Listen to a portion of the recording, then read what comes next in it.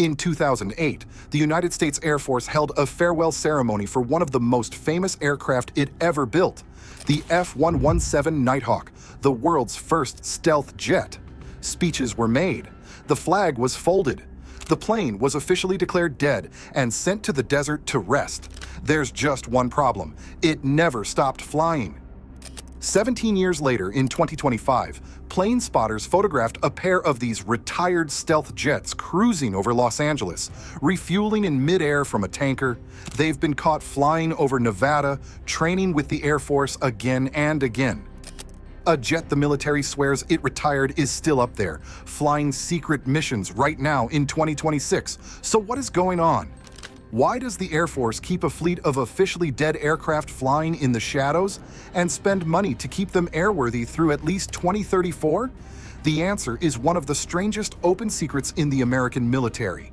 The Air Force retired this jet, buried it on paper, and then quietly refused to let it die. This is the story of the plane that came back from the grave. To understand why it was retired, you have to understand how revolutionary the F-117 was and why that very success doomed it. When it entered service in the 1980s, nothing else on Earth could do what it did. That angular, black, alien-looking shape could slip through the most heavily defended airspace in the world completely unseen by radar and drop a bomb straight down a chimney. In the 1991 Gulf War, F-117s flew against the most dangerous targets in Iraq and struck them with near impunity. It was untouchable, and it terrified America's enemies. But here's the twist. The F-117 was a first-generation stealth jet, and it paid a brutal price for that invisibility. It was subsonic, slow. It couldn't fight other aircraft at all. It carried no air-to-air weapons. It was purely a bomb truck that relied entirely on not being seen. And by the 2000s, a new generation of stealth was arriving, the F-22 and soon the F-35, that could do everything the Nighthawk did and actually fight and fly supersonic. So the Air Force made a cold calculation. Why keep an expensive one-trick stealth jet when its stealthy grandchildren could do so much more?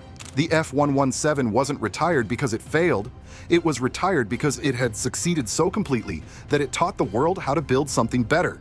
In 2008, it was officially killed off. And that should have been the end. It wasn't even close. Here's the first clue that something strange was happening.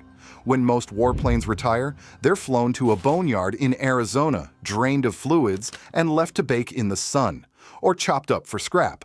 That's not what happened to the Nighthawks. Instead, all 50+ of them were quietly flown to a remote, secretive base called the Tonopah Test Range, deep inside the Nevada desert. The same shadowy corner of the map associated with classified and captured aircraft. And they weren't just parked. Under the law that retired them, the Air Force was required to keep the F-117S preserved in a condition that would let them fly again if needed. Not scrapped, not gutted, mothballed, fueled, and ready. Think about what that means. The Air Force said it was done with this jet, and then stored the entire fleet in a state of suspended animation, as if it might need them back at any moment. They didn't retire the F-117 so much as put it into a coma, with the machines to revive it kept running in the background. Why would you do that for a plane you claimed was obsolete? Because someone had already realized these dead jets could do a job nothing else could. And soon, they started waking up. The sightings began quietly, then grew impossible to ignore. Year after year, plane spotters near the Nevada desert kept catching the unmistakable angular silhouette in the sky. A jet that was supposed to be in a museum was flying repeatedly. Then it got bolder. In 2021, 2 Nighthawks landed at an airport in California to train with National Guard units, the first time the Air Force openly admitted these retired jets were flying operational training missions. They started showing up at major exercises. They were photographed refueling from tankers in midair, a pair over Los Angeles in 2025, proving the Air Force was still actively maintaining their ability to fly long distances. This was no museum piece coasting on fumes. These jets were being kept genuinely, deliberately combat fit. And that raised the real question, the one that cuts to the heart of this whole mystery. The Air Force has the F-22 and the F-35, the most advanced fighters on the planet. So why on earth would it drag a slow, ancient, officially dead stealth jet back into the sky again and again? The answer is brilliant, and it's the entire reason the Nighthawk refuses to die. Here's the secret. The F-117's most valuable job today is to be the bad guy. The United States needs to train its best pilots and radar operators to hunt and kill enemy stealth aircraft, like China's J-20. But how do you practice finding an invisible plane when you don't have an invisible plane to practice against? You can't simulate it perfectly on a computer. You need a real, physical, stealthy aircraft in the sky, flown by a human, dodging and maneuvering unpredictably, a live target that's genuinely hard to see. And it turns out the Air Force already owned a fleet of exactly that. The F-117 is a real stealth jet with a real radar signature, cheap to fly compared to pulling a frontline F-35 off-duty. So it plays the villain, the Red Air aggressor, in massive training exercises, standing in for enemy stealth fighters so American pilots can learn to hunt them for real. And this is a job a computer simply cannot do. A simulation shows a pilot what engineers think a stealth jet looks like on radar. A real Nighthawk, flown by a real person making unpredictable moves, shows them what one actually looks like. The flicker, the fade, the way it slips on and off a radar screen in the real world. That difference between theory and reality is exactly what keeps American pilots alive against a genuine enemy. There's a second role too, hidden even deeper. The Nighthawks serve as flying test beds for brand new stealth coatings and classified technologies. A real airframe, engineers can bolt experimental materials onto and fly without ever risking a frontline F-22 or F-35. The world's first stealth jet found a strange second life, teaching America both how to hunt the stealth jets of its enemies and how to build the stealth jets of its future. The jet that pioneered invisibility now trains the hunters of the invisible. But even this remarkable second life has a dark, ticking clock attached to it. Because here's the part that makes the Nighthawk story genuinely haunting. It is dying, slowly, right in front of us, even as it flies. In 2016, the law changed.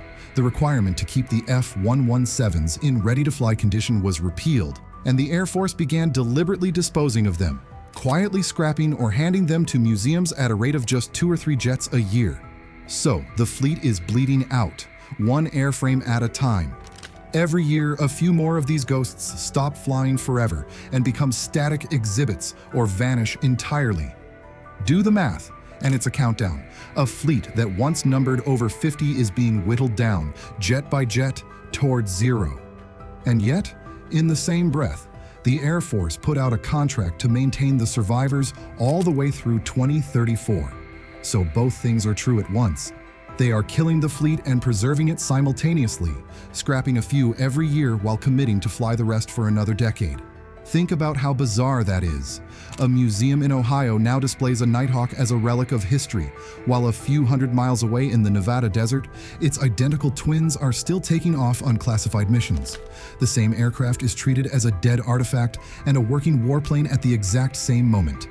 The Nighthawk is being retired and reused, buried and revived all at once, a machine caught permanently between life and death. It's less a retired aircraft than a ghost the Air Force can't fully summon back, but won't quite let go. So that's the paradox of the F-117 Nighthawk, a jet given a funeral in 2008 that never stopped flying, buried in the desert but kept fueled and ready, officially dead, yet photographed over Los Angeles in 2025 and promised a mission all the way to 2034. It was retired for being obsolete and then discovered a job that only an obsolete stealth jet could do. And here's the lesson hiding in its story. In the military, retired almost never means what you think it means. A machine doesn't die when it stops being the best. It dies when it stops being useful. The Nighthawk lost its frontline role decades ago, but it found a strange, shadowy purpose that keeps it valuable even now, pretending to be the very enemy it once outclassed. It is the ghost that trains the ghost hunters, and in a world racing toward ever stealthier aircraft, that job may outlast everyone who ever doubted it. There's one more twist to the F-117's legend though, the one thing that shattered its aura of invincibility forever. Because this invisible jet was, on one unforgettable night in 1999, actually shot down by an enemy using technology decades out of date. And the way it happened rewrote everything the world believed about stealth. That's the story we're telling next. You won't want to miss it. Stick around.